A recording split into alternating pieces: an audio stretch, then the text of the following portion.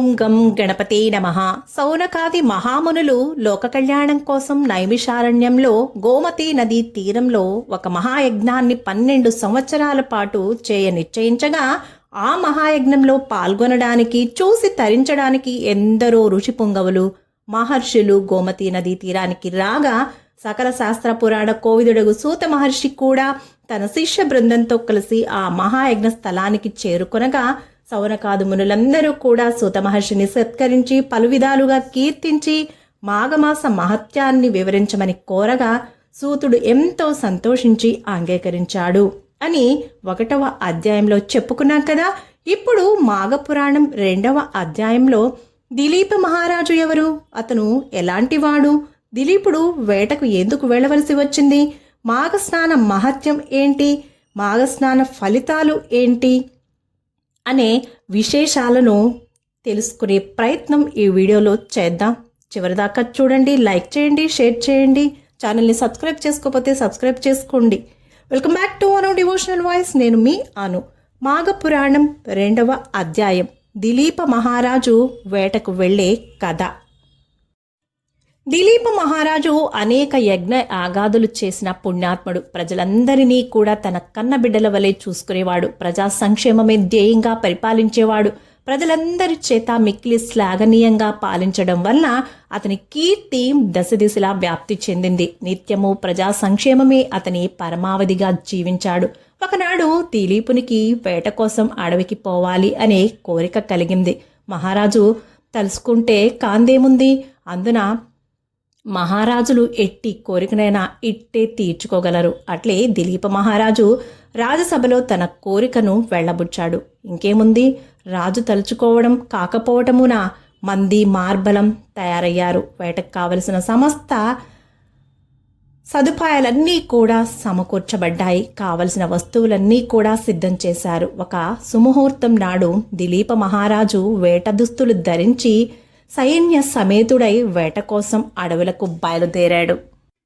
దిలీపుడు వేట కోసమై ఎంచుకున్న అడవి మిక్కిలి క్రూర జంతువులమయమైనది, భయంకరమైనది. దట్టమైన అరణ్యం నుండి క్రూర జంతువులు సమీప గ్రామాలపై బడి పశువులను మనుషులను చంపి నానా బీభత్సం సృష్టించసాగాయి. కనుకనే దిలీపుడు వేటకు వెళ్ళాలి అని నిశ్చయించుకున్నాడు. అడవి సమీపమందు ఉన్న గ్రామాలకు క్రూర జంతువుల బెడద తప్పించాలి అని అనుకున్నాడు. ఆ గ్రామ ప్రజల ముఖాలలో సుఖాలు, సంతోషాలు, ఆనందాలు వెల్లువిరుస్తుంటే చూసి ముచ్చడి పడదాం అనుకున్నాడు. దాని పర్యవసానమే ఈ వేట. అరణ్యంలోకి ప్రవేశించిన దిలీపుడు క్రూర మృగములకు కనపడకుండా చెట్ల చాటున పొదల మాటున రహస్యంగా పొంచి ఉండి కనిపించిన క్రూర జంతువులన్నింటినీ కూడా చంపసాగాడు. అతని పరివారం కూడా అదే పనిలో ఉంది. ఈ విధంగా వార అడవి అందు కొన్ని దినములుండి లెక్కలేనన్ని క్రూర మృగాలను వధించారు. అలా ఉండగా ఒకనాడు దిలీపుడు ఒక మృగంపై బాణం వేయగా అది తప్పించుకొని పారిపోయింది. దిలీపుడు పట్టు విడవక దానిని వెంబడిస్తూ పరిగెత్తసాగాడు. ముందు మృగము, దాని వెనక దిలీపుడు. దిలీపుని వెంట అతని పరివారమంతా పరిగెడసాగింది. పారిపోయిన మృగం పరుగున ఒక దట్టమైన కీకారణ్యంలోనికి ప్రవేశించింది. పరిగెత్తిన దిలీపుడు అలసిపోయాడు. దాహం కోసం చుట్టూరా చూశాడు. పరివారమంతా నీటి కోసం వెతుకులాట ప్రారంభించారు. వెతకగా వారికి సమీపమందొక సరస్సు కనిపించింది. బ్రతుకు జీవుడా అంటూ దిలీపుడు అతని పరివారమంతా కడుపు నిండా నీరు త్రాగి దాహం తీర్చుకున్నారు. అదే సమయంలో కొన్ని మృగములు కూడా దాహం తీర్చుకోవడానికి ఆ సరస్సు దగ్గరికి ప్రవేశించాయి. ఇది గమనించిన దిలీపుడు అతని పరివారమంతా వాటినన్నింటినీ చంపి చిత్రాతి చిత్రమైన వాటి చర్మాలను ఒలిచి తమ గుర్రాలపై వేసుకుని అందరూ తిరుగు ప్రయాణం కట్టారు. అలా వేట నుండి తిరిగి వస్తున్న దిలీప మహారాజుకు మార్గ మధ్యలో ఒక వృద్ధ బ్రాహ్మణుడు ఎదురయ్యాడు. సద్బ్రాహ్మణుడైన ఆ వృద్ధ బ్రాహ్మణుడు మిక్కిలి బ్రహ్మ తేజస్సుతో వెలిగిపోతున్నాడు.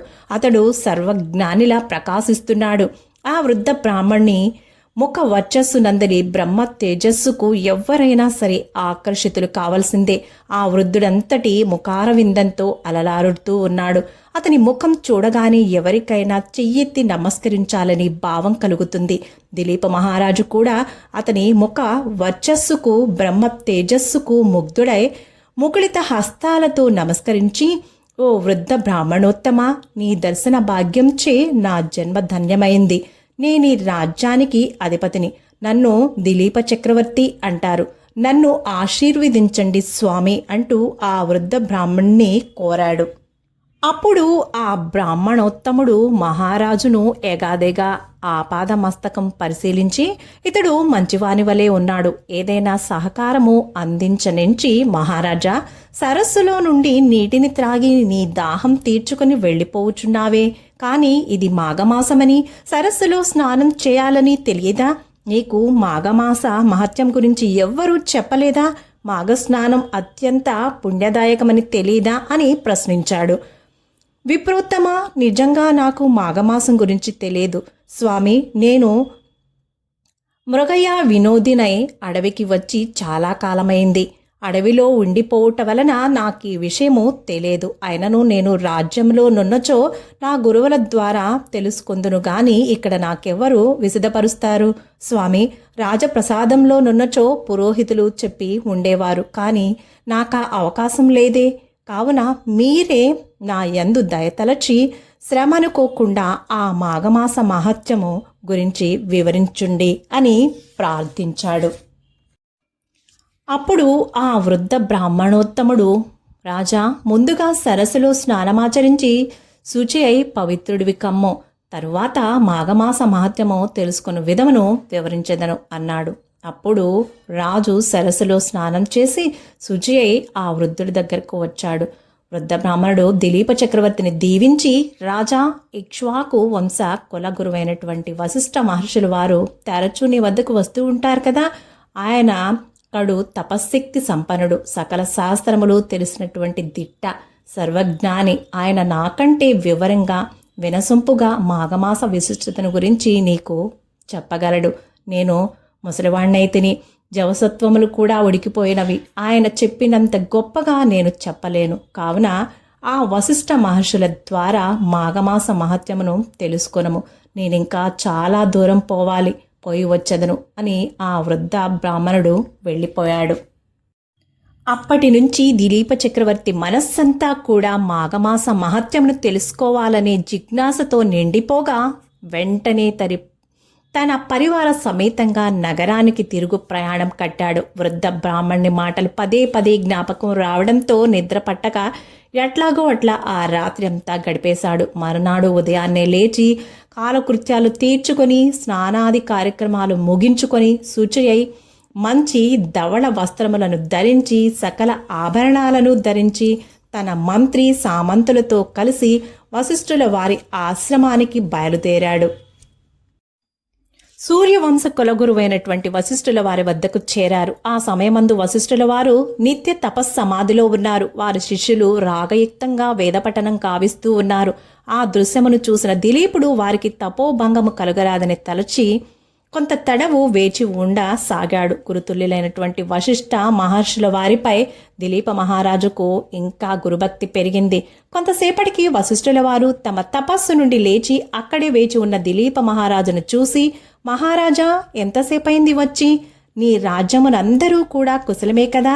పరిపాలన సుభిక్షంగా జరుగుతున్నదా అని అడగగా మహారాజును ఉచితాసనంపై కూర్చుండబెట్టి, రాజా, నీ రాకకు కారణమేంటో తెలుసుకోవచ్చునా అని అడిగాడు. అప్పుడు దిలీపుడు, వశిష్ఠ మహర్షి, మీరు మాకు గురుతుల్యులు.